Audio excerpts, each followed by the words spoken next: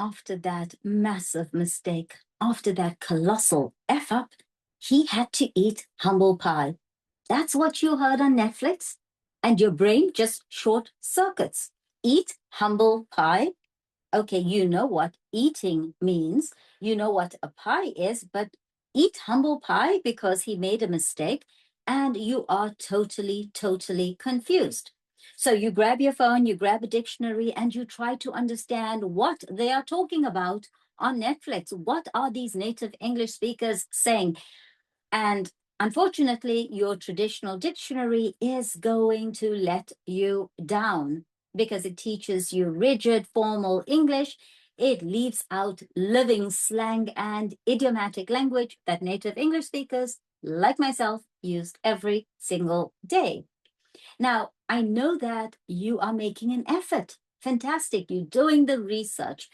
But these old tools are letting you down, which is where we come in here at Real World English Decoded with me, Nas.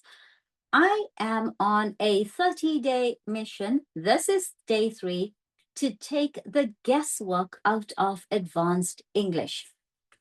So he made a mistake.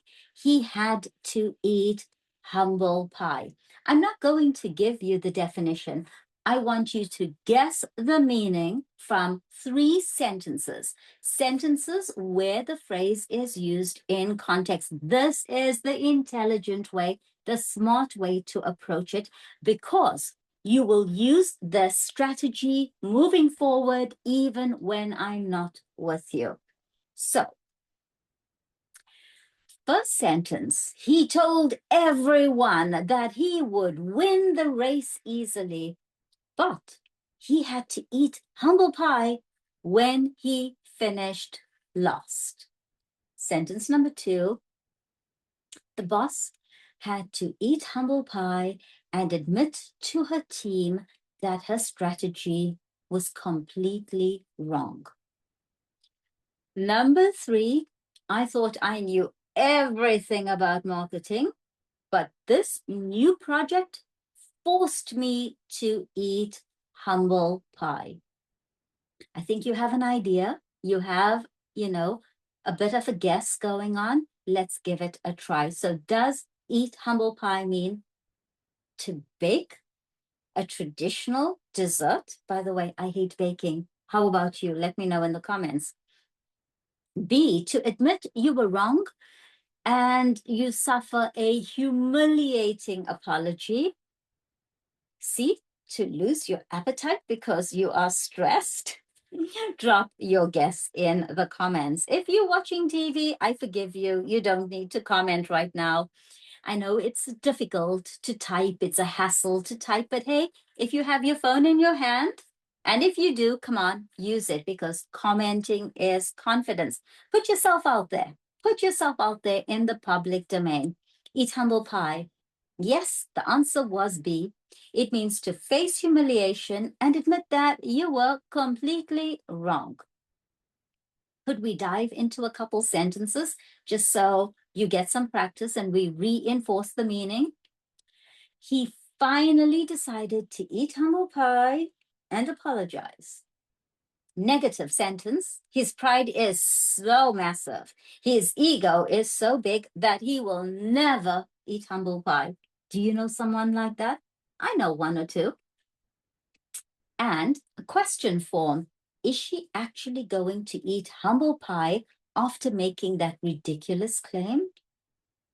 How about a perfect tense? The critics have eaten humble pie since the movie became a massive success. So here it means that the critics thought the movie was going to be a failure.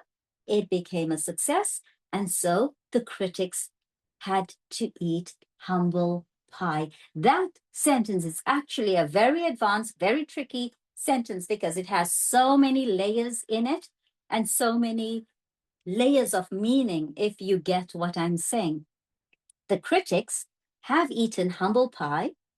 Why? They had to admit that they were wrong since the movie became a massive success. So they were saying, it's going to fail, it's going to fail, but maybe it became a... Do you know the word for a movie that's a massive success? Did you say blockbuster?